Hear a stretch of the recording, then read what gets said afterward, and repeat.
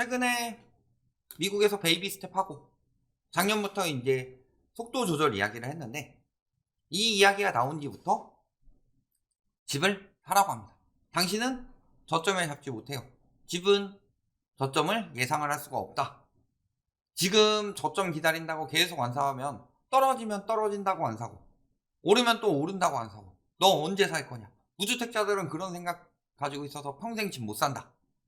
계속 기다리기만 하지 집을 사지를 못한다. 그래서 거지가 된다. 뭐 이런 식으로 많이 부추겼었는데, 최근에도 그러죠.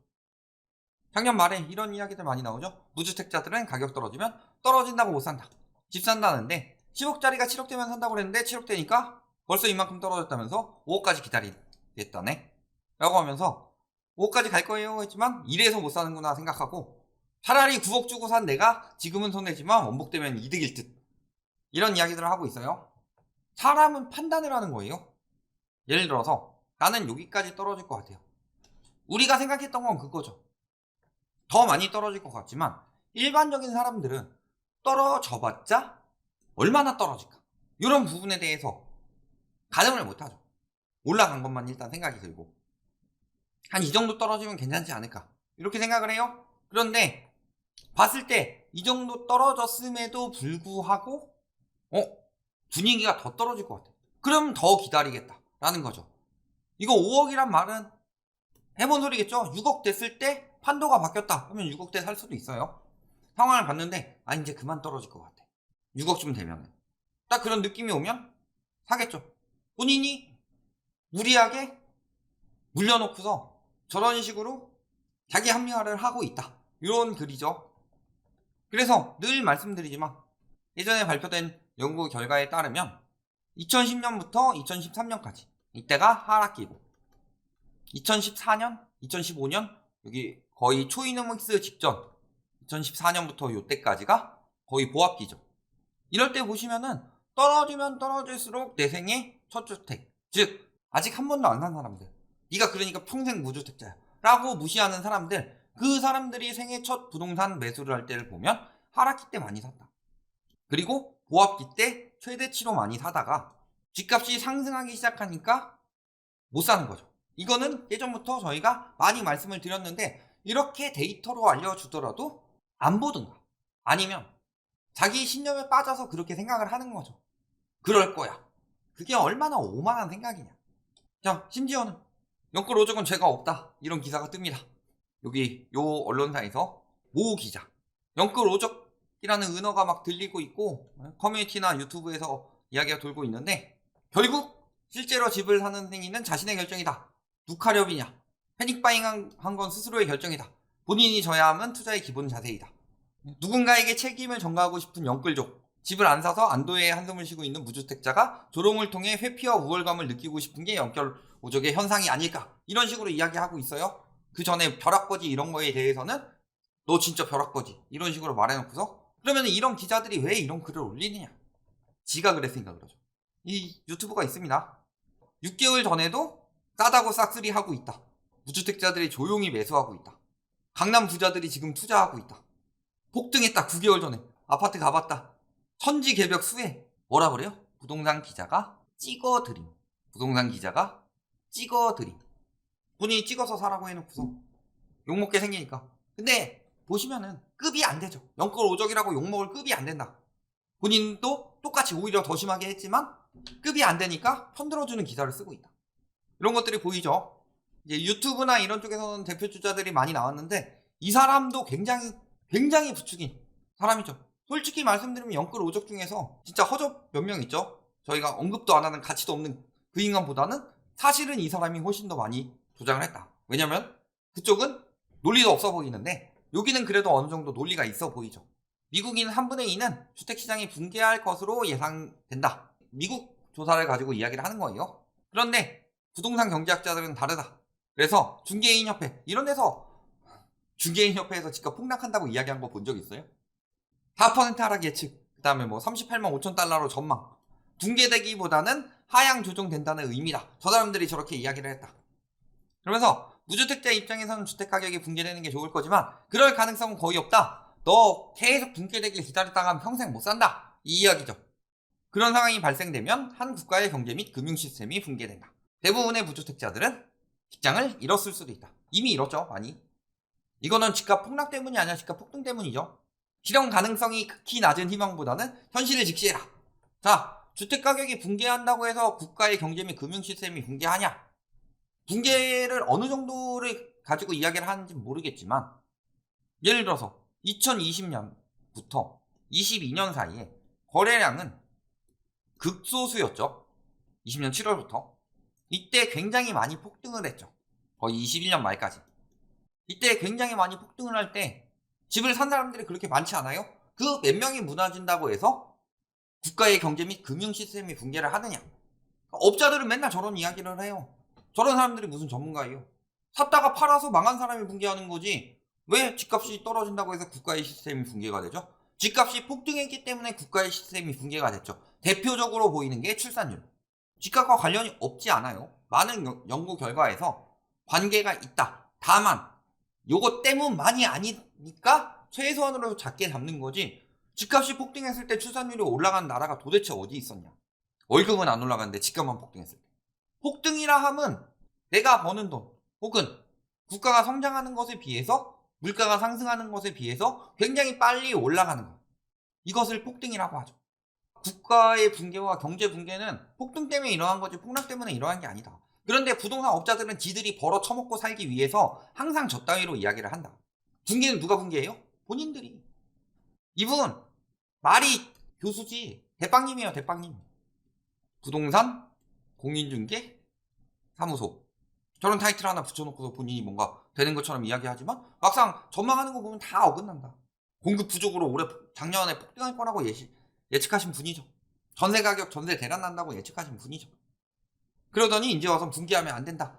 지금이라도 당장 살아. 너는 평생 못 산다. 이런 식으로 또 감정이나 슬슬 긁고 있고. 저런 사람들이 무슨 전문가냐. 그러면서 새해 집 사라는 이야기 많이 합니다. 하반기가 매수 적기다. 22년 12월 30일이니까 새해면 23년. 즉 올해를 말한 거죠. 올해 구매해라. 2대1로 구매하라는 사람들이 많습니다. 그리고 하반기에 사라. 이런 이야기들이 요즘 계속 나오고 있어요. 작년 말부터. 올해도 마찬가지죠. 부동산 매매 시장 침체기 반등 기대할 수 있나? 그러면서 주택 매수세 회복 당분간 쉽지 않지만 하반기에 바닥 찍는다. 전문가 5명을 가지고 이야기를 했다. 그래서 봤더니 새해에도 추가 인상 가능성이 높아 회복되기는 어렵다. 단기간 기준금리가 급등하면서 부담이 가중됐다. 공포가 사라질 때까지는 국지적 상승 외에는 전반적인 하락이 예상된다. 자, 다음 사람. 집값 하락세는 계속될 것이다. 정점 지나고 세제가 시행되면 하락폭이 둔화된다. 오른다 아니죠? 하반기에 보합세를 보일 것으로 예상된다. 보합세에 의해 상승인지 하락인지는 이야기하지 않았어요. 현재 침체원으로 꼽히는 거시경제 상황이 나아지지 않았다. 하락세 흐름은 계속될 수밖에 없다. 어느 정도 높았던 것으로 분석되고 있고 소폭 반등이 일부 지역에서는 나타날 수 있다. 서울 3% 이하, 수도권 3, 4% 이하 하락이 예상되며 지방은 큰 폭으로 하락된다. 일시적으로 둔화될 수 있으나 하락세가 지속될 것이다. 정점을 지나고 규제 완화 정책이 실효성을 내면 하락폭은 다소 하락폭이 둔화된다는 얘기죠. 규제 완화를 통해 거래 활성화를 지원함에 따라 하락세 둔화 및 일부 거래량 증가를 예상할 수 있지만 모니터링이 중요하다. 자, 이 중에서 이 5명 중에서 하반기에 살한 사람이 있어요? 혹은 하반기에 바닥 이게 대세 여론이냐? 요 한 분 하반기에 보합세를 보일 것으로 예상된다. 요 한 분 빼고는 하반기에 바닥 찍는다는 이야기 하는 사람 없죠. 보합도 바닥 보합인지 약보합인지 강보합인지에 대해서도 말하지 않았죠. 그런데 제목을 저렇게 짓는다. 그럼 제목만 보면 뭐라고 생각을 해요? 신문 기사에서도 신문 쫙 펼쳐봤을 때 세세한 내용보다 제목이 제일 먼저 기억에 남죠. 제일 먼저 눈에 보이고. 그러니까 이제 슬슬 하반기에 집 사라 이런 여론을 만들어내고 있다. 물론 언론뿐만이 아니라 많은 유튜버들, 저희 고소하신 그 얼굴 없는 유튜버 이제 완전히 상승론자 다 됐죠. 하반기나 내년 초엔 사라 이러고 있고. 그러면서 다 무슨 이야기를 해요? 금리 이야기만 하죠. 예전에 언제부터 금리 이야기를 저렇게 했어요? 저희가 금리에 대해서 엄청 작년에 이야기를 많이 했었죠. 코로나 터지고 나서도. 전세가가 폭등한 건 금리 때문이고 전세가가 폭등하면서 갭 투기하기도 좋아지고 또 한 가지는 전세가가 계속 올라갈 것 같은 마음에 급하게 매수하려는 공포 수요들까지 늘어나면서 집값이 폭등을 했다. 이건 굉장히 잘못된 상황이다. 그렇기 때문에 금리가 올라가면 요거는 다 무너질 수밖에 없다. 이런 이야기를 했는데 이제 와서 다 금리 이야기를 하고 있어요. 작년에 뭐라고 그랬어요? 하반기 전세시장 불안하다고 그러죠. 불안한 근거 4가지. 자, 8월부터 계약갱신 만료 주기 도래한다. 이제 보증금 키 맞추기 올려받을 것이다. 3중 가격이었는데 얘네가 다 올려받을 것이다. 신규 전세 계약 하는 사람들 4년 뒤 가격 받으려는 심리가 팽배하다. 신규 입주 물량 감소했다. 작년에 엄청 감소했죠? 올해는 더 적죠? 서울 기준으로. 언제부터 지금 막 입주 폭탄 이야기를 하고 있어요. 작년, 재작년 집값이 상승하던 시기에 언제 그렇게 이야기를 했어요? 지금보다 입주 훨씬 많았을 때도 맨날 공급 부족 이야기를 했죠. 그리고 작년에 입주가 적었죠. 절반 수준이다. 보증금 인상 부분 감당하지 못해서 월세 전환 급증하면은 올라갈 것이다. 불안하다. 저런 여론을 많이 만들었죠. 금리 저희가 이야기를 했더라도 전문가란 작자들 다 그렇게 바뀌었죠. 말을 바꿨죠. 폭등했어요. 작년에도 이런 이야기합니다. 전세 올려주는 차라리 매입. 작년 6월이에요. 2030 다시 아파트 산다. 왜? 올라간 매입하는 이유는 전세 가격과 더불어 전세 물량이 크게 감소했기 때문이다. 너네가 임대차법 때문에 전세가는 계속 올라간다고 이야기를 해서. 그래서 또 전세 난민. 자, 이분 갑이죠. 요분도 요새 은근슬쩍 말 바꿨죠. 전세 가격 매물 감소로 인해 전세 난민 사태가 벌어질 것이다. 하반기에. 그러면서 집값 다시 올라갈 것이다. 전혀 안 통했죠. 금리 이야기해요? 금리 막 올라가고 있는데?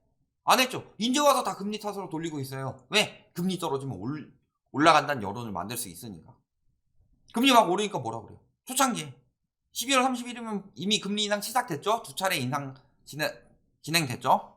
자, 그랬을 때 121명 중에 67명의 상승을 점치고 수급이 중요하다. 내년에 10명 중 6명은 내년에도 집값이 오를 것으로 내다봤다. 상승할 것이다. 왜? 금리가 올라가고 있는데도 금리 이야기를 안 하잖아요.